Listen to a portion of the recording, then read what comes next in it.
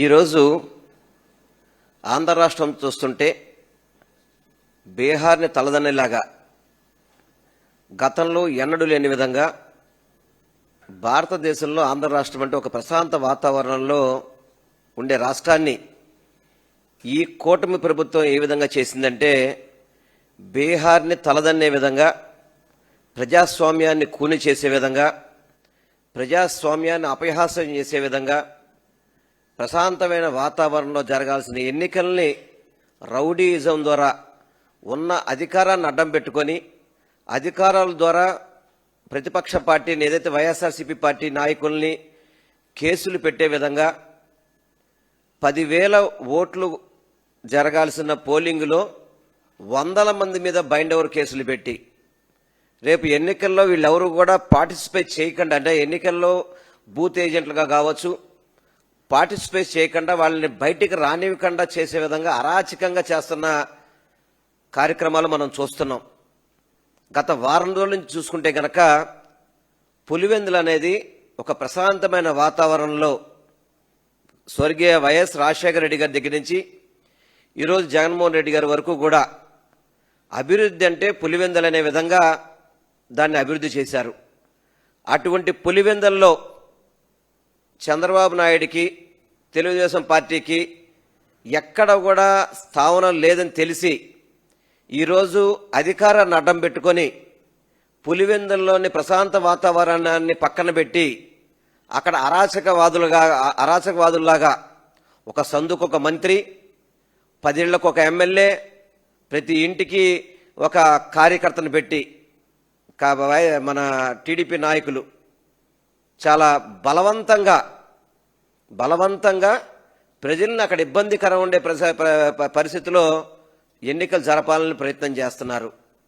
గుర్తుపెట్టుకుని చంద్రబాబు నాయుడు గారు, మీకు ప్రజాదరణ ఉంటే గనక ఈ సంవత్సర పరిపాలనలో మీరు చేసిన పథకాలు ప్రజలకు నచ్చితే గనక ఎందుకు మీరు ఇంత టెన్షన్ పడుతున్నారు? మీరు సూపర్ 6 హామీలన్నీ అమలు చేసేసాం, ఎవరన్నా ప్రశ్నిస్తే వాళ్ళకి నాలిక మందం అని చెప్పిన ధైర్యం మీకు ఎక్కడికి వెళ్ళిపోయింది? మరి ఇప్పుడు ఇదేనా మీ ధైర్యం? పోలీసులే మీ ధైర్యమా? అధికారులు మీ ధైర్యమా? అరాచకం చేయడం మీ ధైర్యమా? అనంతపురం జిల్లా నుంచి, ఇతర జిల్లాల నుంచి, కడప జిల్లాల నుంచి ప్రతి ఒక్కళ్ళు కూడా కేవలం ఒక జెడ్పీటీసీ ఎన్నికల కోసం అని చెప్పని రాష్ట్ర ప్రభుత్వం యావత్తు కూడా అధికారులు కావచ్చు, పోలీసులు కావచ్చు, తెలుగుదేశం పార్టీ రాష్ట్ర పార్టీ కావచ్చు, ప్రత్యేకంగా సెక్రటరియట్లో ఒక సెల్ పెట్టుకొని అక్కడి నుంచి పోలీసులకు ఆదేశాలు ఇచ్చి తద్వారా మీరు ఏదో ఎన్నికల్లో గెలవాలని చూస్తున్నారా? కానీ ప్రజలు మిమ్మల్ని నమ్మే పరిస్థితులు ఎవరు లేరు. అసలుకి ప్రజలు ఎవరు కూడా మిమ్మల్ని విశ్వసించరు. మీ యొక్క 15 నెలల పరిపాలనలో ప్రజలు ఎంత కష్టపడుతున్నారో, ఎంత బాధపడుతున్నారో అనేది ఈరోజు మీరు ఒక్కసారి ప్రజానీకానికి వెళ్తే తెలుసుద్ది మీకు. మీరేదో 4 గోళ్ల మధ్యలో కూర్చొని అదేవిధంగా 10 కార్లు వేసుకుంటూ వెళ్ళిపోయి మీకు నచ్చిన ఇంటికి వెళ్ళి మీరు ప్రమోషన్ చేసుకొని, మీరు నచ్చిన ఇంటికి వెళ్ళి మీరు షూటింగ్లు చేసుకున్నంత మాత్రాన ఓట్లు పడతాయి మీకేమన్నా? ప్రజల్లో మంచి చేయాలి. ప్రజల్లో మంచి చేయని ప్రభుత్వం గురించి ప్రజలు ఎవరు కూడా ఆలోచించి చేయరు. ఈరోజు సాక్షాత్తు ఒక MLC, BC MLC Ramesh Yadav అని చెప్పనే వ్యక్తి మీద ఆ రోజు ఎంత అరాచకంగా వాళ్ళ కార్లను నాశనం చేసి వాళ్ళ మీద హత్యా ప్రయత్నం చేయలేదా మీరు? ఎంతమంది వైఎస్ఆర్సీపీ పార్టీ నాయకుల్ని తన్నడాలు, రౌండీజం జైలాలు, గూండాయిజం జైలాలు, బెదిరించి పార్టీలు మార్చడాలు చేయలేదా మీరు? సాక్షాత్ ఒక డిఐజీ ఐపీఎస్ అధికారి కోయా ప్రవీణ్ అనుకుంటాను, ఏ విధంగా మాట్లాడతారండి ఆయన? ఏ విధంగా మాట్లాడతారు? ఎవరైనా కడప నుంచి పులివెందుల ప్రచారానికి వెళ్తే పత్తి అమ్ముకుంటారని చెప్పంటారా? మరి ఈరోజు తెలుగుదేశం మంత్రులంతా అక్కడ పత్తి అమ్ముతున్నారా? తెలుగుదేశం ఎమ్మెల్యేలంతా పత్తి అమ్ముతున్నారా ఇప్పుడు అక్కడ? ఏమండి డిఐజీ గారు, మీరు వాళ్ళని అడగరా? మీరు వాళ్ళు పత్తి అమ్ముతున్నారా, బ్రాంతి అమ్ముతున్నారా అక్కడ కూర్చొని? చెప్పండి. ఎవరైనా మమ్మల్ని కొట్టారా, దెబ్బలు తగిలినంటే దెబ్బలు కనబట్టలేదు, అదే మీరు లేకపోతే మీరు చనిపోయేవాళ్ళు. ఏంది ఒక ఐపీఎస్ అధికారి అండి, మీ భాష ఇదా? మీరు ఐపీఎస్లు నేర్చుకుంది ఇదేనా? అంటే తెలుగుదేశం పార్టీకి తొత్తులుగా పనిచేస్తారా? సిగ్గుసర ఉండక్కలు అసలు మీకు.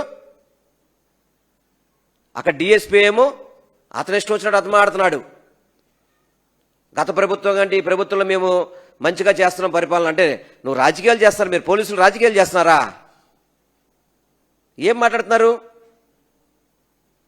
అధికారులు అయ్యండి ప్రజాస్వామ్యాన్ని కాపాడాల్సింది పోయి ప్రజాస్వామ్యాన్ని కూనీ చేస్తూ ప్రశ్నించే గొంతు మీద ఎస్సీ ఎస్టీ కేసులు పెడుతున్నారా?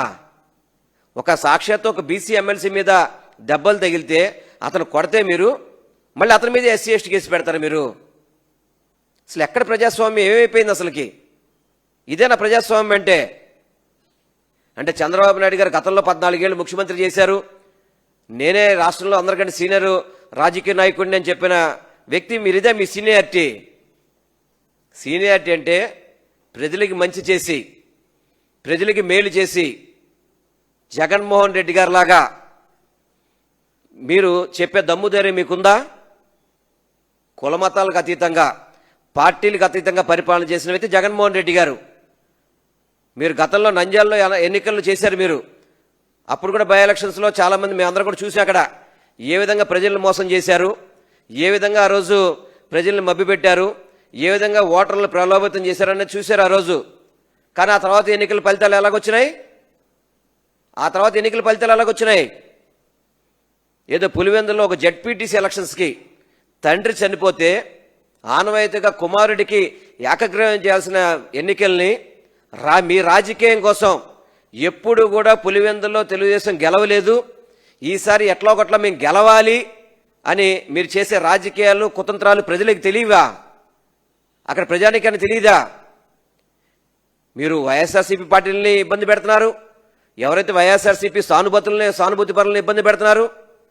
ఎవరండి అసలు బూతుల్ని ఒక ఊరికి 2 కిలోమీటర్లు, ఒక ఊరికి 4 కిలోమీటర్ దూరంలో ఎవరైనా బూతులు పెడతారా? ఏదో పరీక్షల్లో జంబ్లింగ్ అంటే ఏదో ఎన్నికల్లో మామూలుగా చదువుకునే పిల్లలకి జంబ్లింగ్ అంటే అదొక ఆలోచన, కానీ బూతులు కూడా జంబ్లింగ్ చేస్తారా అంటే ఆ ఊరోళ్ళు మీ కోట్లు వేయకూడదు అనమాట ఇంకక్కడ. అందుకని 4 కిలోమీటర్ల అవతల బూతులు పెడతారు. అసలు ఎన్నికల కమిషన్ ఏం చేస్తుంది ఇక్కడ? అనేక సార్లు మేము కంప్లైంట్ ఇస్తాం ఎన్నికల కమిషనర్ గారికి కూడా. వారి దగ్గర నుంచి కూడా సరైన స్పందన అనేది కనబడట్లేదు. తప్పకుండా మేము చూస్తాము చేస్తామని చేస్తున్న ఎన్నికల కమిషన్ కూడా ఈ విధంగా చేయడం అనేది చాలా బాధాకరంగా ఉంది. ఎన్నికలు ప్రజాస్వామ్య పద్ధతిలో చేయాలి. మీరు బూతులు ఏ విధంగా మార్చేస్తారని 4 కిలోమీటర్ దూరంలో బూతులు పెడతారా?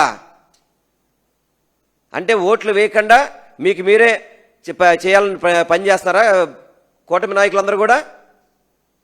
నేను ఒక్కటే చెప్తున్నాను, మీరు ఎన్ని కుతంత్రాలు చేసినా ఎంత రౌడీజం చేసినా ప్రజలు జగన్మోహన్ రెడ్డి గారి వైపే ఉంటారు.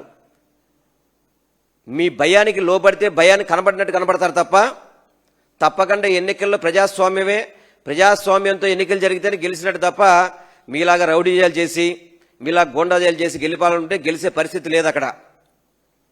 ఈరోజు పులివెందులు అంటేనే వైఎస్ కుటుంబం అంటారు. వైఎస్ కుటుంబం పులివెందులకి అనేక విధాలుగా అభివృద్ధి కానివ్వండి, సంక్షేమ పథకాల అమల్లో కానివ్వండి, అక్కడ ప్రజలకు అండగా ఉండడం కానివ్వండి జరిగింది. కానీ అదే చంద్రబాబు నాయుడు, ఆయన చంద్రగిరిలో పుట్టిన వ్యక్తి, మరి చంద్రగిరి నుంచి కుప్పానికి ఎందుకు మారాడండి ఆయన? చంద్రగిరి ప్రజల విశ్వాసాన్ని కోల్పోయాడు అతను. కానీ మీలాగా వైఎస్ కుటుంబం అటువంటిది కాదు. వాళ్ళు పుట్టి పెరిగింది అక్కడే, వాళ్ళు అక్కడి నుంచి రాజకీయం చేస్తారు తప్ప నీలాగా చంద్రగిరిలో తోసేస్తే కుప్పానికి వెళ్ళే కుటుంబం కాదు వైఎస్ కుటుంబం అంటే. గుర్తుపెట్టుకుని చంద్రబాబు నాయుడు గారు, మీరు ఈ యొక్క ప్రజాస్వామ్యాన్ని కూని చేస్తే కనుక రానున్న రోజుల్లో భారీ మూల్యం చెల్లించుకోవాల్సిన అవసరం ఉంటుంది. కేవలం ఒక జెడ్పీటీసీ ఎలక్షన్స్ కోసం తండ్రి చనిపోతే కొడుకు పోటీ చేస్తుంటే ఎంత నీచ రాజకీయాలు చేయాలా? అక్కడున్న ఎంపీల మీద కేసులు పెడుతున్నారు, అక్కడున్న ఎమ్మెల్సీల మీద కేసు పెడుతున్నారు, అక్కడున్న ఎమ్మెల్యేల మీద కేసులు పెడుతున్నారు. ఎన్నాళ్ళు మీరు కేసులు పెట్టి బెదిరిస్తారు? ఇన్ని కేసులు పెడితే మీ జైళ్లు సరిపోతాయా? మీ జైళ్లు? మీకు అవకాశం ఉంటే రాష్ట్ర ప్రజలకి ఇళ్లు కట్టించండి, జైళ్లు కాదు కట్టించమని చెప్పింది. జైళ్లు కట్టించి మాత్రం ప్రజాస్వామ్యంలో ప్రతిపక్ష పార్టీలు గొంతు నొక్కుదామని చూస్తున్నారు మీరు. ఎవరు కూడా భయపడేది లేదు. దయచేసి నారా చంద్రబాబు నాయుడు గారు, మీకు దమ్ము ధైర్యం ఉంటే గనక ప్రజాస్వామ్యంలో శాంతియుతంగా ఎలక్షన్స్ చేయండి.